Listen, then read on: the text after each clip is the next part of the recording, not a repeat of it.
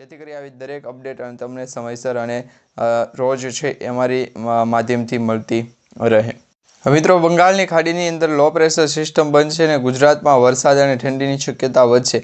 અંબાલાલ પટેલ દ્વારા એક સૌથી મોટી આગાહી વ્યક્ત કરવામાં આવી રહી છે, તેના વિશેની તમને અપડેટ જણાવી દઈએ।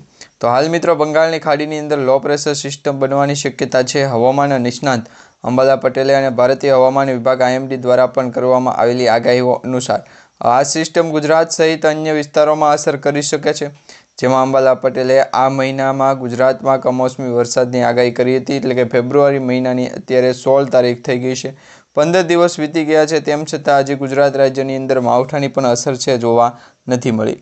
હા મિત્રો, જાન્યુઆરી મહિનો પૂર્ણ થવા આવ્યો હતો ત્યારે કહેવામાં આવતું હતું કે ગુજરાત રાજ્યની અંદર માવઠાની સ્થિતિ રહેવાની શક્યતા છે, પરંતુ હાલ પૂરતી ગુજરાતનું વાતાવરણ છે એ બદલાતું જોવા મળી રહ્યું છે। એમના અનુસાર મિત્રો, ફેબ્રુઆરી મહિનામાં અનસિઝનેબલ